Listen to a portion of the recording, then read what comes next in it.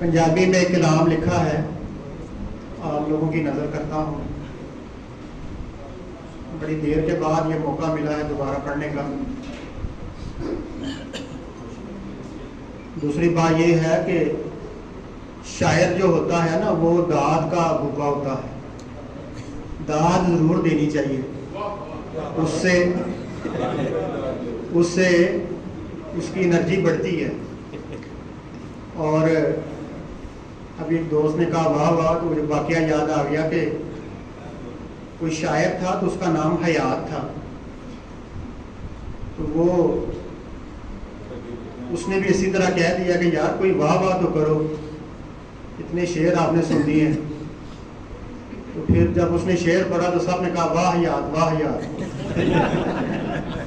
तो ये पंजाबी में लिखा है, दसो कोई हाल। इस नज़म का अनुमान भी यही है कि दसो कोई हाल, दसो कोई हाल कोई नहीं मेरे वाल। दसो कोई हाल कोई नहीं मेरे वाल, ससिए पिछा मुड़ जा हंझू पूंज के। ससिए पिछा मुड़ जा हंझू पूंज के, उजड़ गया तेरा थल। दसो कोई हाल। ते मैनू अगों तीर पे दिसदे हैं, ते मैनू अगों तीर पे दिसदे हैं, ते मैनू सज्जण आखण अगे होके चल। दसो कोई हाल।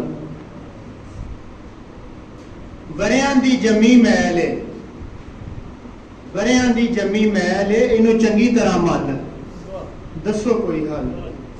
ये दिल दी मैल का जिक्र हो रहा यहाँ कि वरियां दी जमी मैल है, इनू चंगी तरह मल।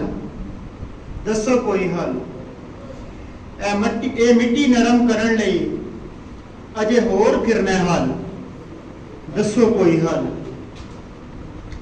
इश्क विश्क प्यार व्यार ये सब पुरानी हो गई गल। दसो कोई हल। ते असां ते उत्थे भी मसीत बना छड़ी, असां ते उत्थे भी मसीत बना छड़ी, जिथे वजदे सी कदी टल। दसो कोई हाल। असां ते उत्थे भी मसीत बना छड़ी, जिथे वजदे सी कदी टल। ये जो अमेरिका में मस्जिद बनी उसको सामने रखते हुए मैंने ये लिखा था, असां ते उत्थे भी मसीत बना छड़ी, जिथे वजदे सी कदी टल। दसो कोई हाल। ते बेहयाई भी मारे छाड़ा, इनू चारों बन्नों ठल।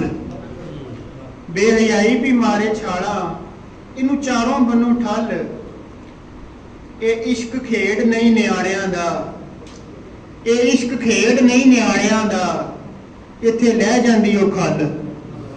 दसो कोई हाल।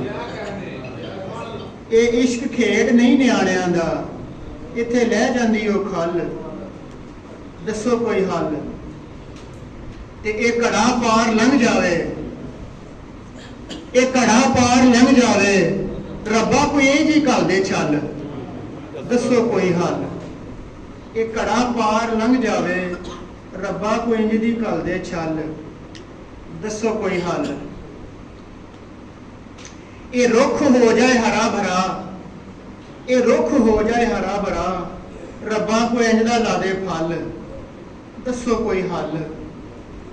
ते तेनों रब्बों फेरा आवना ही, तेनों रब्बों फेरा आवना ही, अज नहीं ते कल। दसो कोई हल। ते तेनों रब्बों फेरा आवना ही, अज नहीं ते कल। दसो कोई हल। ते की भरोसा सावां दा, की भरोसा सावां दा, दो घड़ी दो पल। दसो कोई हल। ते आखिरी शेर है इस नज़म दा कि असी दुश्मन अपनी जात दे आ, असी दुश्मन अपनी जात दे आ, तू साडे नाल ना रल। दसो कोई हल। कोई नहीं मेरे वल, ते ससिए पिछा मुड़ जा हंझू पूंज के, उजड़ गया तेरा थल। पंजाबी च लिखिया सी।